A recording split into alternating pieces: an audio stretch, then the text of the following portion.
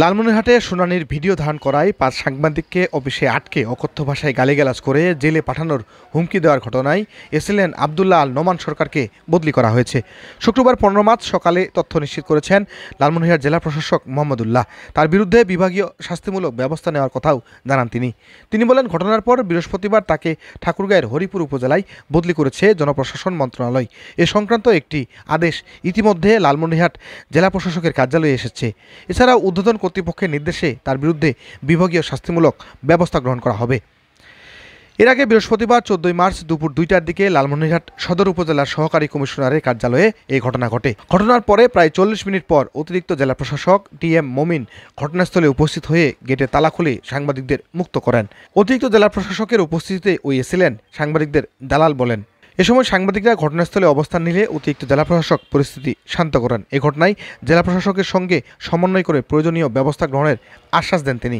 কিছুক্ষণ পরে পেছনে থাকা একটি টেলিভিশনের ক্যামেরা পার্সনের মোটরসাইকেল আটকে ৫,০০০ টাকা জরিমানা করেন বিক্ষুব্ধ এসএলএন আবদুল্লাহ আল নোমান সরকার।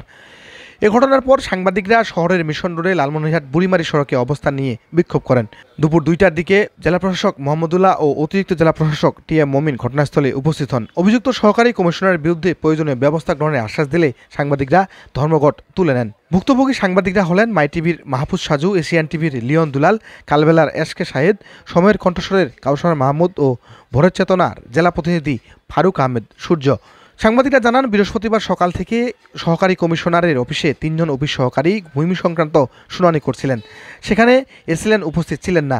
মাই টিভি ও ডেইলি অবজারভার পত্রিকার জেলা প্রতিনিধি মাহফুজ সাজু এ শুনানির ভিডিও ধারণ করেন। এতে অফিসের স্টাফরা ক্ষুব্ধ হয়ে এসএলএনকে ডেকে আনেন। এসএলএন আবদুল্লাহ নোমান সরকারের নির্দেশে সাংবাদিক মাহফুজ সাজুকে আটকে রাখা হয়। খবর পেয়ে প্রেস ক্লাব থেকে ৪ সাংবাদিক লিওন দুলাল, এসকে শাহেদ, ফারুক আহমেদ ও কাউসার আহমেদ ঘটনাস্থলে গেলে তাদেরকে অফিসে আটকে রাখা হয়।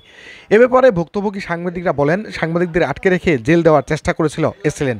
ক্ষমতার অপব্যবহার করে যে অপরাধ করেছেন তিনি, তার শাস্তি বদলি হতে পারে না। তার বিরুদ্ধে বিভাগীয় মামলা করে শাস্তির ব্যবস্থা করতে হবে, যাতে গণমাধ্যমের বিরুদ্ধে ভ্রাম্যমাণ আদালতের মত আইনের অপপ্রয়োগ করতে সাহস কেউ না পায়। বাংলাদেশ মফস্বল সাংবাদিক ফোরামের লালমনিরহাট জেলা শাখার সভাপতি খোরশেদ আলম বলেন, বদলি করে তাকে কোনোভাবেই ক্ষমা করা যাবে না। বদলি একটি নিয়মিত প্রশাসনিক প্রক্রিয়া। আমরা এসএলএনের বিরুদ্ধে শাস্তিমূলক ব্যবস্থা গ্রহণের দাবি জানাচ্ছি। এ দাবি পূরণ না হলে আমরা আবার আন্দোলন যাব। এদিকে ঠাকুরগাঁয়ের হরিপুরে এই এসএলএনকে যোগদান করতে নিষেধ করতে কর্মসূচি নেবে গণমাধ্যম কর্মীরা।